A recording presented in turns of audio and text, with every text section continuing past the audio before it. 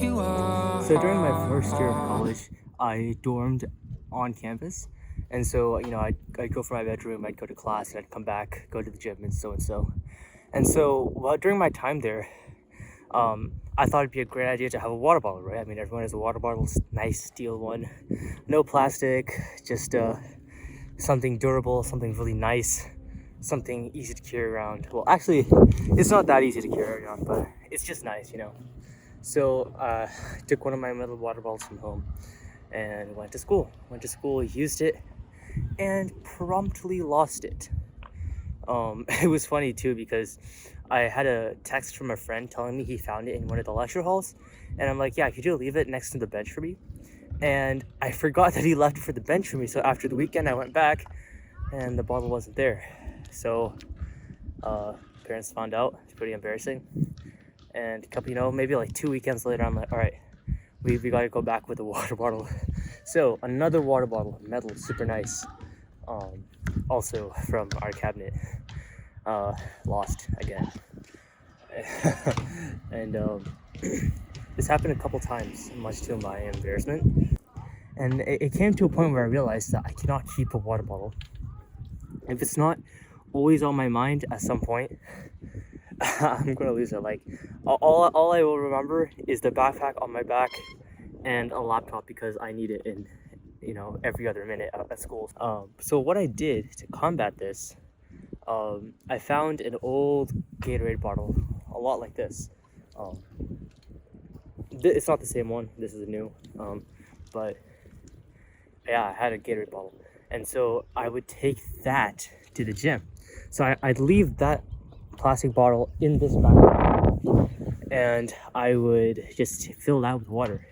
And so I drink a lot of water at the gym. It's fine. I just refill it using the gym fountains. And I thought I was gonna lose it because I'm like, yeah, it's plastic. I won't care about it as much. Like I cared about the middle ones a lot. They were really cool, and they were my families.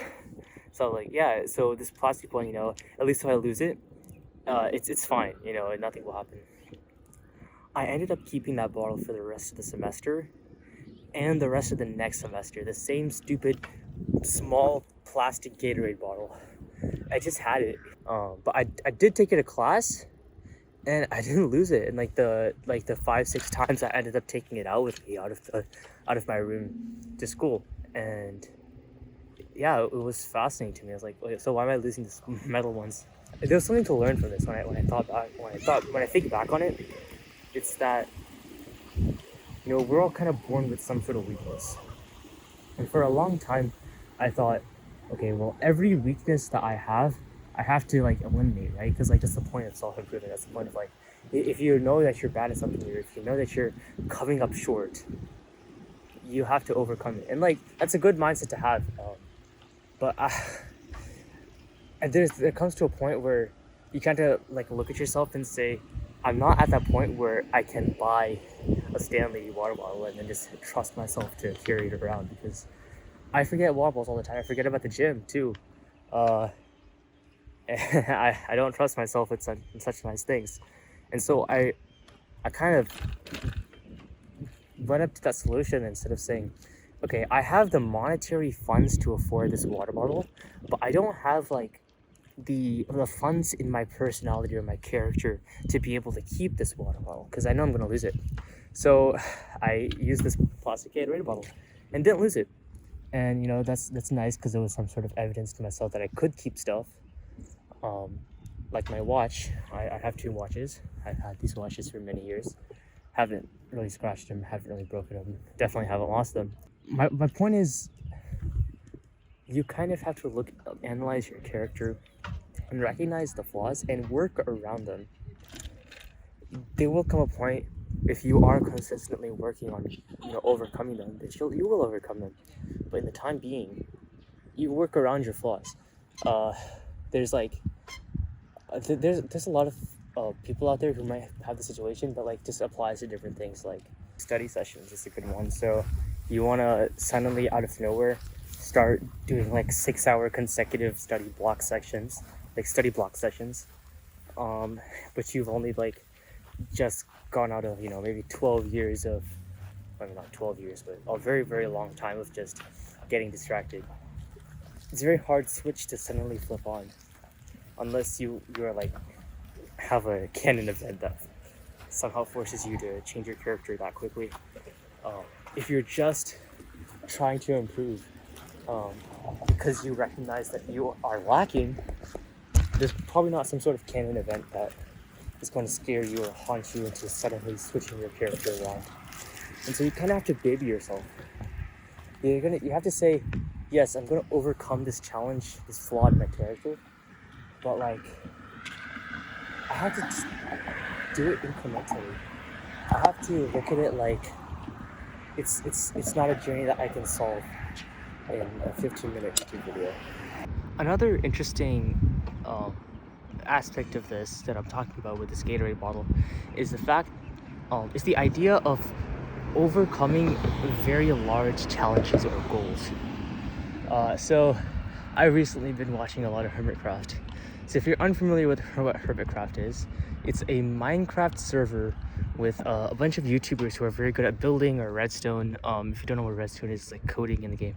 Essentially, a very large multiplayer server, and the people in the server can undertake very, very large projects that could take up to like months or even years to complete. And so they're very exciting projects, but they're like very meticulous and very long. And I thought to myself, how cool would it be, right, to have a project on the server and to work with all of these other really ambitious people to make a really large-scale projects.